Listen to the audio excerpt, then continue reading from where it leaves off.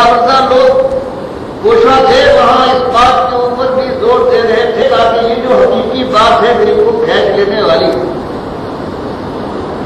سے دور رکھنے کے لیے جو اس چیز کو پیش کر رہا ہے اس کی شخصیت کو داغدار کر دیا جائے اور یہ دکھایا جائے کہ یہ جو باتیں ان کی زبان سے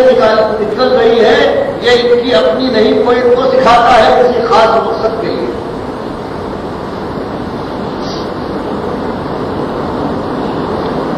اس لیے ذات کے اوپر بھی حملے ہو رہے تھے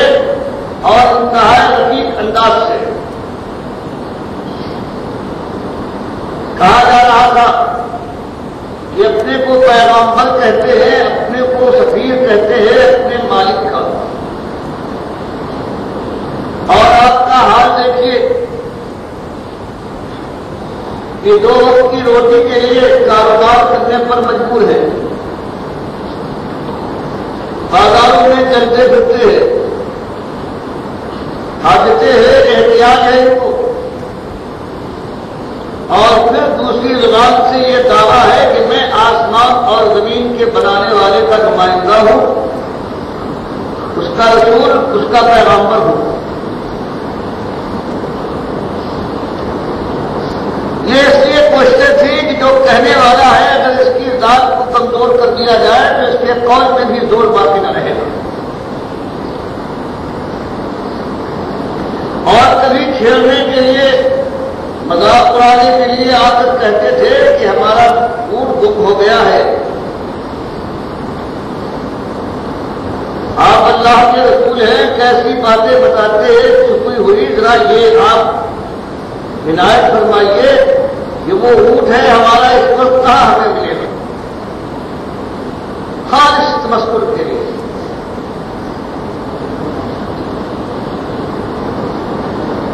اور کہتے تھے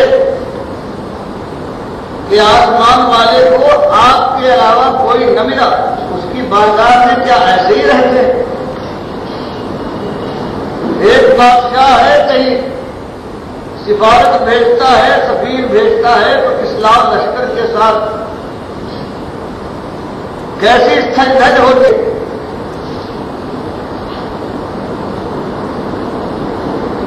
اور اس کے بعد جہاں پہنچتا ہے معلوم ہوتا ہے کہ بادشاہ کا نمائندہ یا اس کا سفیر ہے۔ آپ کی حیثیت عجیب ہے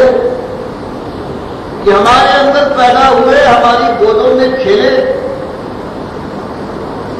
اور جب کچھ قوت اور طاقت آئی تو سب پر کھیلنے لگے۔ اب انسان میں سے اگر کوئی انسان آ جائے اور پیغمبری کا دعویٰ کرے تو ہم ماننے کو تیار نہیں ہیں۔ کوئی انسان سے کوئی بڑی چیز،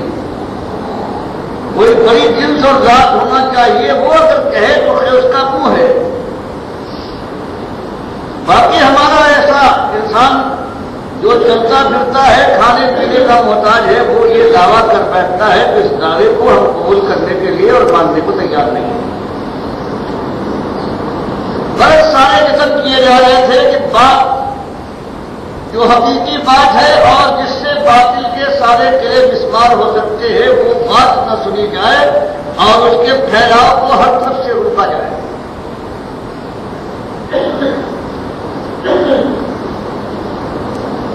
تو مالک ان کو جواب دیتا ہے، کل ان سے کہیے کہ میں پیغمبر آیا تھا اور میں نے یہی دعویٰ کیا ہے کہ میں بھیجا ہوا ہوں